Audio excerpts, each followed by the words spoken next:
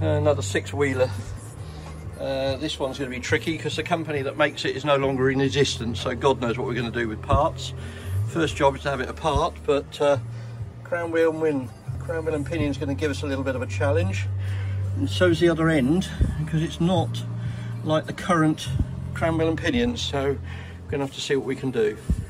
First job is to try and take the damn thing apart. I don't know what we're getting there then. That's that. So what do we reckon that is? I reckon there's a little diff in there, isn't there? Not? Is it definitely different? I have no idea. You would be proper. We've got these here that obviously are driving the chain, and they go that way on there. Need to know which way round anything is. So yeah, okay, so we got a video of that going in there, and that goes onto that there. God knows what that is. It looks like something from Alien.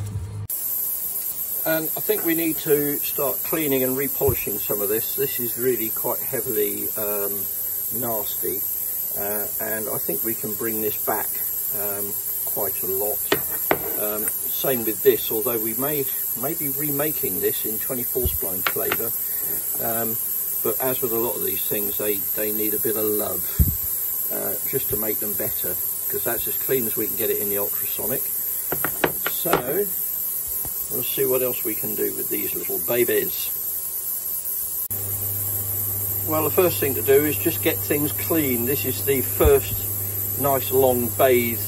I think it's been 6 hours in the ultrasonic. We've managed to actually get the bearing off quite nicely. That is a big bearing, and I don't reckon that's going to be cheap. So the next job is to identify what that bearing is and see if we can get one. So I'd rather not reuse it because it's nasty. That's come out a bit better, but it's going back in again for another bath. But it's cleaning up, and we can actually see what's what. Got a lot of work to do with this. And now, taking our life in our hands, we have to press another very big, very stuck bearing out of this bloody casing. Fingers crossed. Well, that looks a little bit better, but we'll get it a bit cleaner than that. But the big bearings are out, and I've got to price them up, and they are horrendous on first inquiries. But we will continue. Better ring the customer and tell him that this is going to be expensive just on the parts. And I would like to have a little bit of labour in there. In fact, there's going to be a lot of labour in there, but never mind, eh? Thought I'd cheer you up. That's your casing that's come out of the ultrasonic after about 3 days in it. These have come out of the polishing machine. They've come up really well. That is your gear. That's come up a bit better. Other gear is at the back there, been in the polishing machine. Nose cone, remember that? Yeah, probably don't. That's come up pretty well. I've identified this seal. I got it on order, and it's only about £6. Hurrah! So we're getting there. The casing is over here. That's been boiled stupid. That's going to be cleaned up a bit more, but it's getting there. It looks a damn sight better than when it arrived. If I can turn it over. There you go. It's coming back bit by bit. The welding is hideous, but that's because I'm a certified welder, and I look at that and then horror. But yeah, coming back. I don't think so. Cleaned them up, but I think that horrible bundle of joiners is going straight in the skip. A little bit cleaner than when it came in, so we're going to just finish this up. We've taken the head bearing out, and we're going to give the main unit a coat of paint, get it all masked up. I'm off to see a specialist company. We have a picture of a crown wheel. This is the new one that's going on. This is the picture of the old one. If I show you, this is the new one. This is a heavy duty Ashcroft 3.5. This is the old one, and this is a 4 spline 3.5, which you can't get. And also they've got these grooves cut into them, and these grooves take these sort of woodruffy key things, slot in, and they hold the main drive gear in place. This OD is bigger than that OD. That OD is bigger than that OD. And obviously we need these cut in here as well, down to here to where the bearing sits. So very specialist job, and it ain't going to be cheap. But that's the next job on the list. Take me scrappy drawing, the two pinions, the two little woodruff keys, and go and spend a customer's money. See what we can do. Then all we've got to do is sort out the difference at this end, because on this it's got a 4-spline modified special unit with a castle nut, and this is 24 spline and hasn't got any of the bit above it. So we've got to make all that ourselves, I think, more later. Remind me why I take these projects on. Frightened. This is the original, which is not a great fit.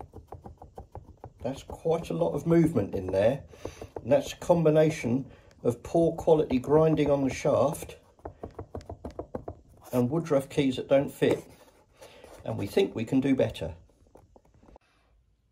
And the next little problem that we're going to have is we've got this little item here. This fits, is a heavily modified.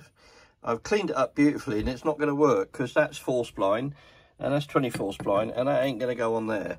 So we're going to have to make something that resembles this from scratch. So I'm going to get a new one of these and see if I can turn it into a version of that, which is an awful lot of machining and working out what the hell to do. So I'm going to grab a very expensive one of this and turn it into a load of shavings and see if we can manufacture a 24 spline version of that. So there's the little adaptery thing. I've managed to get off the collar, because that's quite an unusual one. The ones that we would use are slightly different to that, so I'm going to reuse that. I've got that and I've made that, so that there can go on that there, and we have a 24 spline converter which will actually carry a seal, because the seal's that top bit there properly.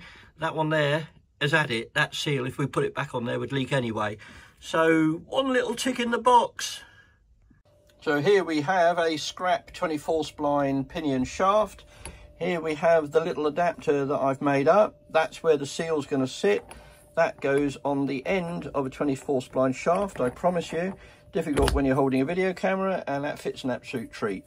And that will be spaced out, and then there'll be a locking plate made to go on there, and all tickety-boo. So happy days. I just need the pinion back, and that's proving to be a bit of a pain, but hey ho, we'll get there.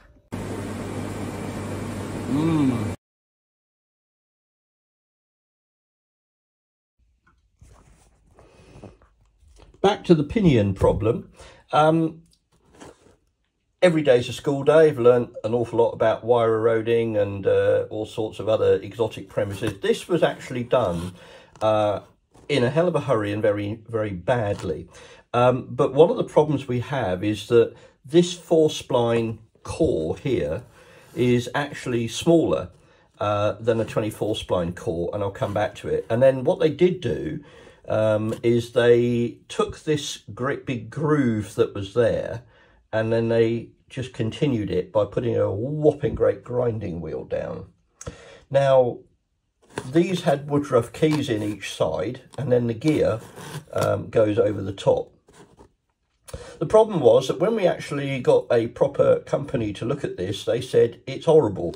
The base of this here is not actually flat, and depending on where you measure it, what we actually decided was that it's been done really cheaply and really nastily, which is why here it's got a ramp at the end. It's where the wheel came up, and actually is eaten into the bearing area, because the bearing comes up to my grubby thumbnail.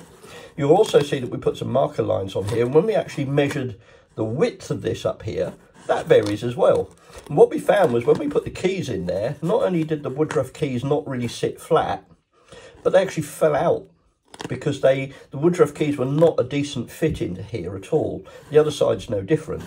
So what you actually had was a woodruff key that didn't sit against the base here, didn't really fit tightly between the grooves here, and the top piece here wasn't really making proper contact all the way through on those slots going through. So it wasn't very good. In actual fact, when we assembled it and did sort of that, we could hold the gear and actually jiggle this backwards and forwards. So it really was a bit of a bodge. We also had a few problems. So here we go with the replacement. We have properly ground and shaped units, and these have just been lightly tapped into place, and they don't want to come out. They really don't. You have to pull like hell because they are a perfect fit.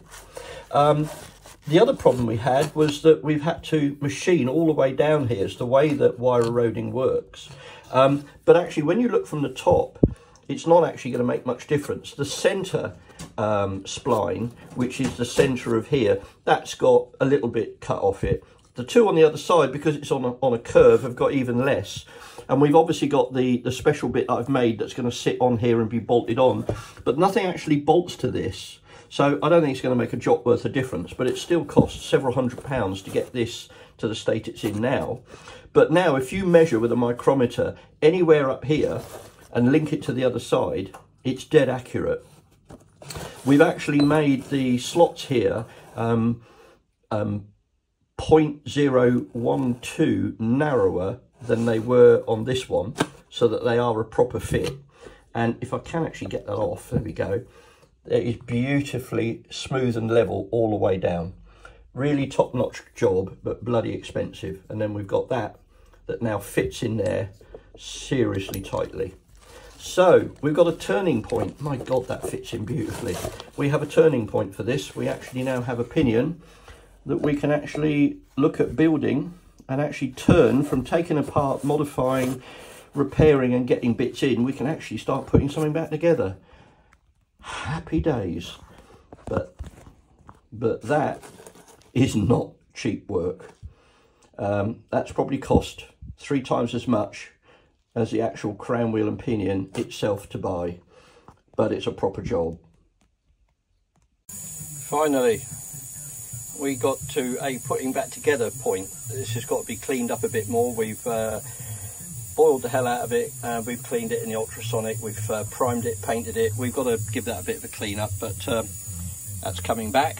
We've got new Timken bearings, we've got a new 4-pin Ashcroft centre with our tab lock upgrade, our forge cost shaft upgrade. We've got the very special, very heavily modified, expensive 3.5 heavy duty crown wheel and pinion, carrier caps, all sorts of bits and bobs that we have cleaned up, bearings, seals, gears that look very different to when they came in, big box of bits there, aluminium casing and the big differential unit at the back and loads of other bits. I would like my bench back, so we're going to have a go and see how far we can get. Last time we did one of these, it fought us unbelievably hard, but we'll give it a go. So, see if we can get some of this back together. Grant's been playing around cleaning this up, which has come out really well. We've finally taken the head bearing out. We've got to be really careful in there because they've machined the other side of it, and that is really quite thin. Don't want to break that, and just tapping out the threads so it's all nice and clean. Still going to have a go at this side, clean some of this up in here. But as you can see, that's where the head sits, and they've machined this down. So this is frighteningly thin. So we've done a very old trick of putting the brand new Timken Race in the freezer, because it will shrink it a little bit, and we won't have to clench so much when we put it on the press. We'll crack on. A few shims later, we're happy we got the preload right. When you work out how many shims we've got, average price of a shim from Land Rover in one of its various 27 thicknesses, somewhere between 10 and 15 quid each, it's frightening how much our shims are worth. If that's not enough, we've got a few more up here and a few more in boxes as well. If you don't have the right shim, you can't get the preload right. Even when you got the right shim, you have to hunt to get the preload right. But the preload is now right. We also now have a centre. The tab lock system is all on, bolted up, and underneath here we have a new bearing, a heavy duty 3.5 crown wheel and pinion, and our forged cross shaft. So that lot can disappear into the cavity of the six-wheeler unit. Now we have a problem in that where they've put a load of weld on the inside, that there is actually catching on the crown wheel. That's weld, so that's going to be really hard, and nothing on this build is easy. Just when we thought we'd got over one hurdle, another one appears. Grindy time, which means we've probably got to disassemble the whole unit again to get the crown wheel in. It's because it's heavy duty Ashcroft and it's a bit bigger, and it won't fit. Oh, progress. So we now have the new centre diff in there, having machined lumps out of the casing where they welded it, which was fun. Carbide burr time. Blue check's really good. It's got in really well. So 4-pin diff, forged cross shaft, heavy duty Ashcroft crown wheel and pinion, much modified pinion that is, tab locked, upgraded carrier cap bolts, and we've got our own XS 4x4 ears on there. So at least that's one bit of the diff finally finished. This is going to be wrapped up, put on one side, because we've got lots of bits coming in from all different areas to fix the centre diff, and some machining and bushings to make, but progress. Just pressed on the very expensive bearing number 1. It is absolutely beautiful. That's a quality bit of kit. Definite progress. We've actually got a piece back in there with that huge bearing, but a lot of work to do. I cannot remember how many times that big aluminium lump's been on and off. The problem we've got here is this is the end of the pinion where I've had to make the new unit, which does fit, and the problem is that being a different crown wheel and a different pinion, we got different preload because they're completely different. So this has been on and off and on and off and on and off, but now we're going to take it off and we're actually going to put some gasket goo on and put it back together and see if we've got the right preload. We were so close.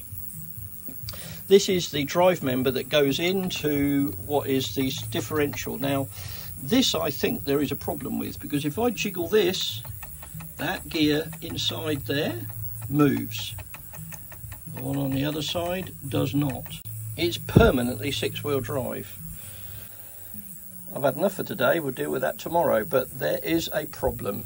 I do hope it's repairable after all this time and effort. We will find out. This gear, that came out, that was a little bit jammed up, not too bad, but this gear is absolutely seized in there solid. So I'm going to put that in our lovely little ultrasonic. I've sprayed all sorts of penetrating oils and nothing's shifting it. So I'm going to put that in and boil it overnight. So close. Oh dear, oh dear, oh dear, oh dear. We've got the centre diff apart. 3 gears have basically dropped off this lovely cross shaft, which has got a few wounds on it, but that gear is not for moving. That has almost welded itself, if not welded itself to it, and if you look you can see the colours as to where it's got unbelievably hot. So I have got a lot of research to do, because the company that made all this has gone pop many years ago. There are very few, if any, records as to what these parts are. So I'm going to do some research, because I've got a problem now. I've got to fix this centre diff. But that, whatever magic I throw at it, is not going to run again. This bit's the rather special bit. That there has been welded on, so the piece on my left with the splines is nothing to do with the differential casing. Those are 2 bits that have been put together, and if you look very carefully in there, you can see, if I put it at 12 o'clock, 6 o'clock, 9 o'clock, 3 o'clock, there are 4 pins.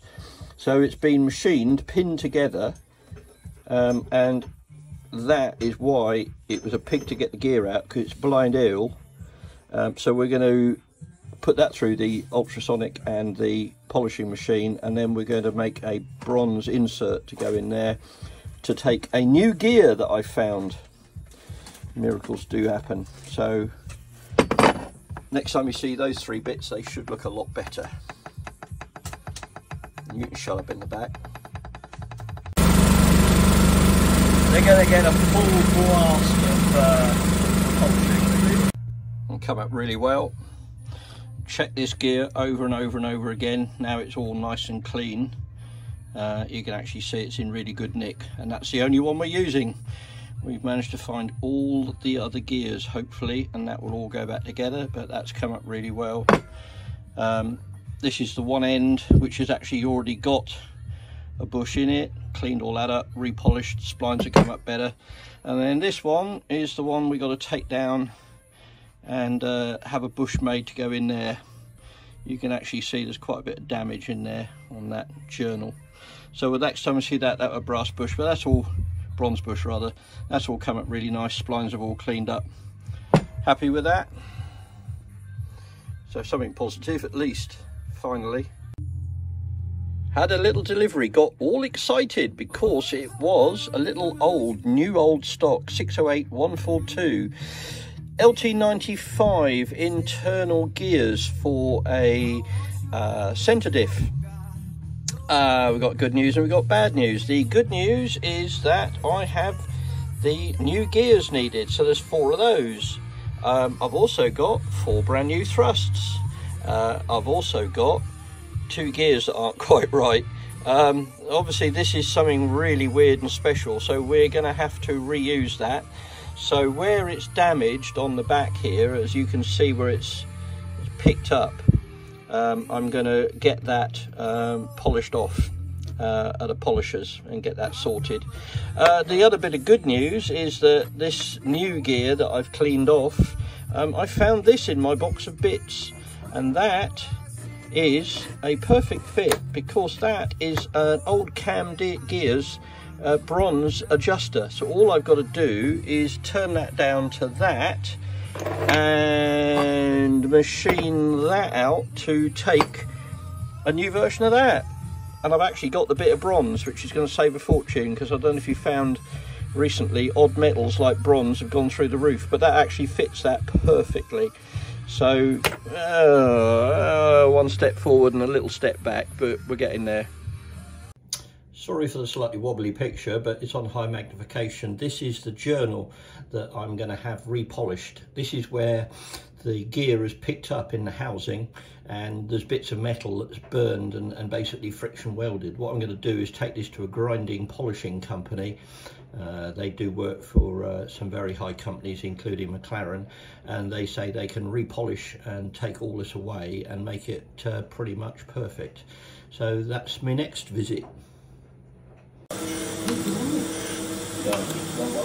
Lovely. Old school tech, sometimes it's just what you need. Now we're going to reface it.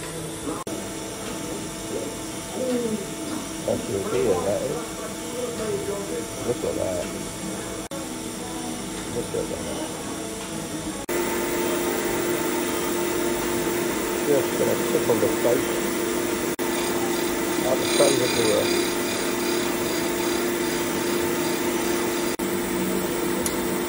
That's the face done, now the journal's being done. Beautiful work.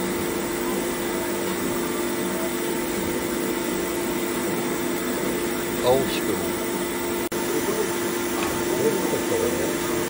The gear's been refaced on both the back face there where the thrust goes and on here where it fits into the journal. So beautiful machining. It's beautiful machining. Really good old-fashioned bit of work. And we also have this back with its new bronze insert machined and pressed in and fitted beautifully. And we've sorted the gear out as well. You should actually hear the sigh of relief. Yeah, that's the sigh of relief in the background as well. We have the new cross shaft, the new gears fit, and we have new thrusts as well. And that there is an Ashcroft Transmissions LT230 centre diff forged cross pin, and that is the same as the old one. As my colleague said, that's a new cross pin, and that's a very cross pin with the gear welded on it. But yep, that all fits together so we can lurch forwards. I will be so pleased to get this back together and check it all works, but I think we're pretty much close to sorting out the centre diff after a lot of work. Well, we have the unit back, and here we have had it all straightened out and a phosphor bronze insert made to make it run true, and then it's been faced off across here because that was all dinky dented. My problem has been getting some sort of happy pattern and happy feeling of the gears that are in there, and what I've done is there are different thicknesses of these. There are different thicknesses of these when you dig really deep, and we don't know which version this is, but what we do know is someone's been at it, because these are the old gears. These three are the old gears that have come out, and then one gear broke off, and that's this one. But when you actually take this gear and you compare it to that, they are different. If you look at that lead edge there and there, so someone at some point has put an oddball gear in there. The gear that's run in there has actually started running at a twisted angle. It's dug into here, it's damaged the gear, and the gear on that is absolutely crucial, so that's why we've had it saved. So now I think I might have a solution, having played around with this for a number of hours. What I have got here is the chosen shim is on there, and I have blue checked that entire gear so that when I put all this together and spin it round, we will see what sort of print it leaves on the 4 new identical gears and the thinnest thrust washers that I've managed to locate. And yes, Mr. Vernier has had quite an outing on this, so here goes. New genuine Land Rover thrusts and the gears and the cross shaft, and we're going to put it on, and these are actually stamped so that they have to go back together, so there's an A there that needs to match with the A at the top. First build, and smooth as silk. We have a central differential and someone at the door. Oh, we're such a sigh of relief. Well, it's now together, and I can actually rotate that, and it's quite smooth. And what I'm doing now is I'm rotating this like billio backwards and forwards to see what sort of pattern we get on all 6 gears. Oh, fingers crossed. This has been apart and back together so many times. Well, as you saw in the video, that was absolutely loaded with blue check, and I've actually got a pattern on the gear that I loaded, and I've got a pretty damn good pattern on the teeth of the 4 gears there, and I've got an excellent pattern on both sides on this here, and I don't think I can do any better than that. So I'm going to finally put this bloody thing together and move on with a build of it. But we've saved the gear there. We've got 4 matching gears. We've got 4 thrusts on there that have come out of very old new stock. We've saved that gear. We've saved the inside of that with a phosphor bronze bush and refacing it. We shimmed it all. Can't do more than that. It will be what it is now, because I can't get a better print than that if I wished for it, so fingers crossed. It is the final assembly. I won't see the inside of that ever again. I promise you, if I see this again, I'm going to weld the bloody diff up. Can you hear that? Nor can I. It's back together, and it's all turning. And I pray it's all going to work again. There's virtually no oil in there, just a little bit under the thrusts. Happy days, we are there, or as there as we're going to be on it. Finally all back together. I don't know if that means suffix A or if it's just the lining up codes, but basically that has taken a ridiculous amount of time to sort out. But I wouldn't say I'm happy with it, but I can't think of anything else I can do with it to make it any better than that. We can move it forward hopefully a bit now. Well, it's in and it appears to work. We'll try and explain how it works in a minute because it's bloody complicated. Basically that centre diff fits into that transfer box which has that at the bottom, and up in here there is a half shaft that drives all the axles together, and then on the side here is a locking system when you can lock it all up properly. So we'll see if we can show you how it does now work.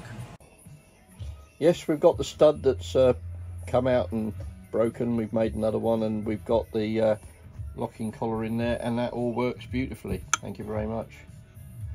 Try and explain this. We have a dry flange at the top. Now when that is turned, the centre diff there turns, and at the other end is a dry flange coming out, and as you can see, everything is now driving. So the piece at the top's driving, the flange at the bottom's driving, and the crown wheel's driving. If my erstwhile colleague pulls the lever up in the little box there, now the top's being driven, the bottom is driven, and the diff is disengaged there. We've fixed it. All we got to do now is make sure we haven't lost any parts in the weeks it's been in here and finish it off. Oh, wonderful.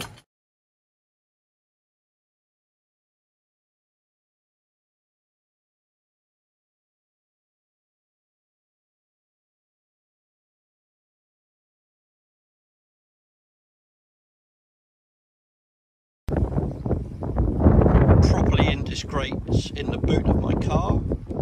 50-mile round trip, and we might have a new nut for it with a bit of luck. We beat it. It was an effort, but we beat it. I've taken it out of the boot and it's waiting to go back home with John to be fitted to his truck. So quick summary what we've done: we've thrown the crown wheel away, we've thrown the pinion away, we've thrown the centre away. We've put a heavy duty 3.5 Ashcroft crown wheel and pinion. We've put an Ashcroft 4-pin centre. We put a forged cross shaft in it, and we've also done our tab lock conversion as well. We've converted the ears to take the XS 4x4 heavy duty ones, bolted them in. We've upgraded the carrier cap bolts. The unit itself has been absolutely stripped to within an inch of everything that it's made out of. Every bearing's been replaced, every seal's been replaced, every shim's been replaced. The differential that inside there has been an absolute pig. We've got new old stock bits from our workshop in there, and God knows what else. And we've put all new nuts on the outside. We put nylocks on everything. It did have spring washers and very rusty nuts. We've thrown them all away. We've had to make the conversion plate that goes in here for the 24 spline pinion, which we had to have wire eroded to take the Woodruff keys to drive the gear. We've replaced all the thrusts in there as well, made a plate for the front, done that all up with a bolt instead of a castle nut and converted that. And finally we've got the very weird nut on the front here, which is done as well. So this is all ready to go back in the truck. Frustrating doesn't even start to sum it up. And the problem with builds like this is if I charged the customer for every hour spent on it, I think he'd probably go out and throw himself off a bridge. So it's not even a good business proposition to get involved in these, but it's a great challenge and a great sense of achievement when we actually turn something that's broken, basically scrap, and machine, make, repair, buy in, research, and actually get it so it's as good as we can possibly get it to be for him. And we've also done the bit that goes on the back as well, so I'll finally show you that. When this is fitted to the vehicle, this is obviously bolted in to the diff pan, and this will be open at the back. There's no diff pan, and a shaft goes off down there. So there's a diff pan that fits here with a shaft that goes through there with a flange on it, and I'll show you that bit. And that's the final piece of this jigsaw. That is his diff pan. That is his output shaft. It's got a new seal, new bearing. It's an absolute pig to get in and out on an aluminium casing. This has been boiled, ultrasonic cleaned, and basically that's the final part of the equation. So, all done. another 6-wheeler. And of all the ones we've done, this one has been the most challenging, and they've all been different. No two have been anywhere near the same. This, out of all of them, is also the most advanced, made by Sandringham. No longer in business, so they weren't any help to us at all. Hope you enjoyed the video. I'm off for a beer or 5. Bye for now. And lastly, not only does the customer get it with everything we can possibly do done to it, it gets a free video as well. What more can you ask? Bye for now.